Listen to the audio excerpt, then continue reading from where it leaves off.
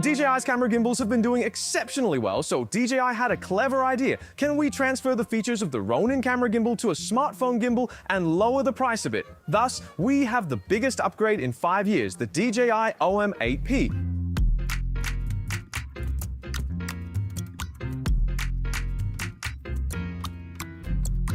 As soon as you get it in your hands, you'll notice this thunderous large screen. It's the first time DJI has made the screen on a smartphone gimbal this big, just like a camera gimbal. You can adjust various gimbal parameters and view the preview of the shot. In terms of display effect and animation smoothness, I think this screen is quite good. Oh right, I called it a screen. Why not a piece of screen?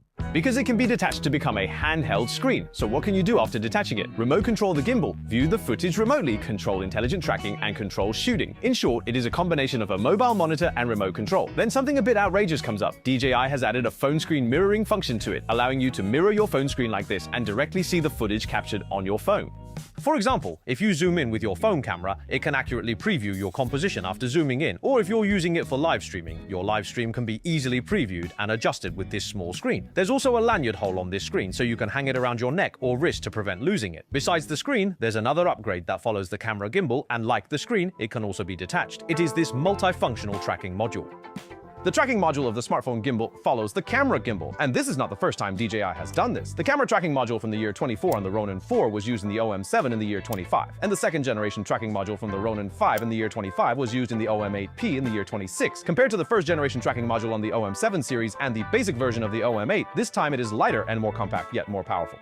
First, its primary function, the tracking feature, has already been demonstrated. You just frame an object on the screen and it will automatically track it. Last year's tracking module could only track people and pets, but this year it can track any object. Small products and objects can also be firmly locked, or large objects like a tree, a lighthouse, including roadside flowers or kites in the sky. It can track everything, just like the latest tracking module on the camera gimbal, which can now recognize and track most objects, not just limited to people and pets.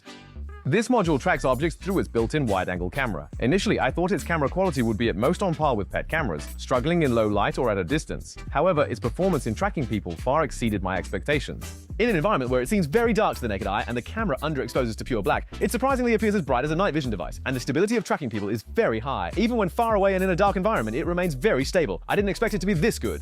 At the same time, this module also supports gesture tracking. You can use gestures to remotely control the gimbal's follow and shooting functions. We won't elaborate on the gesture remote control feature for the gimbal, as the screen itself can be detached and used as a remote control. Combined with its brand new tracking module, you can easily use it for remote selfies, especially when you need to take group photos. You can directly see the remote image in your hand and adjust the composition, or when you need to shoot alone, it can conveniently help you confirm the frame and control the camera movement.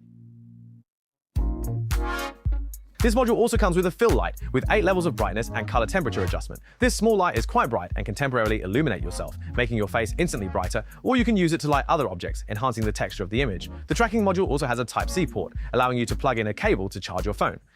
The gimbal's battery itself is very sufficient. I took it out to shoot sample footage, just starting with my phone at 80%, and after shooting for several hours, my phone was down to just 1%, while the gimbal's battery was still nearly half full. So you can use it to charge your phone, making the battery life of the phone and gimbal more synchronized. However, its battery isn't large, so using this small gimbal as a power bank to continuously charge your phone isn't realistic.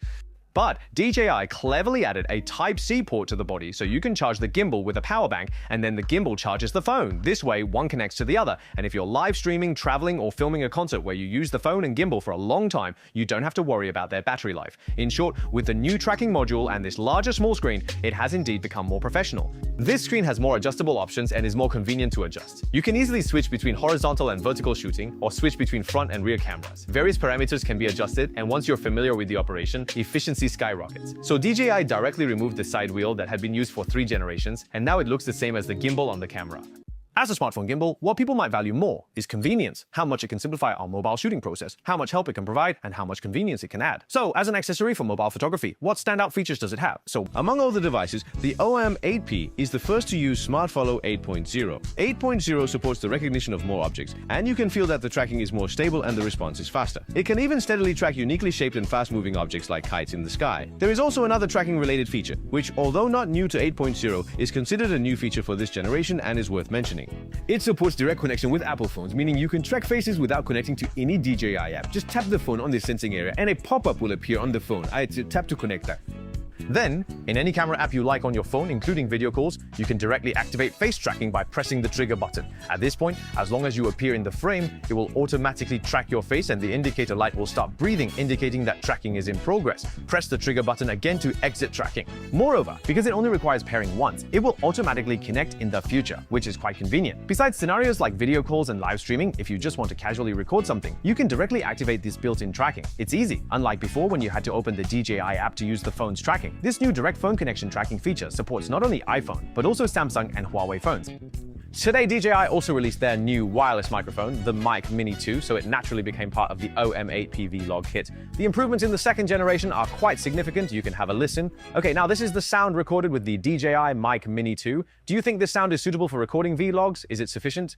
Its noise reduction is very useful for recording self-media voiceovers like mine, or for outdoor vlogs. I recorded a noise reduction comparison for you on a road in Nanjing, where large trucks frequently pass by. Okay, this is the sound recorded with the DJI Mic Mini 2 on the low noise reduction setting. Okay, this is the sound recorded with the DJI Mic Mini 2 on the high noise reduction setting. The OM8P also has some fun creative shooting features like motion tracking. If you hold the camera like this and move vigorously to follow a fast-moving object, this is the kind of footage you'll get. It will also slow down the material, making it appear more stable. There's also a 2.35:1 cinematic widescreen mode, which can directly produce this cinematic wide format. Speaking of cinematic feel, this time the app has added more than 20 different styles of filters and also supports importing LUTs, allowing you to choose different filters based on the style you want. Now, simple shooting no longer requires switching to other camera apps. In short, this is the OM8P. The detachable small screen is really quite convenient, especially when going out to shoot alone. Whether it's photos or videos, it turns out well. It also has a better tracking algorithm, more convenient phone connectivity, a built-in extension rod, and a built-in tripod. What do you think of this latest OM8P? Do you have anything to say about this video? You can join in and we can discuss it together. If you like this video, I hope you can give me a triple like. Thank you very much. That's all for this episode of Tech Without People. I'm Mal. See you next time.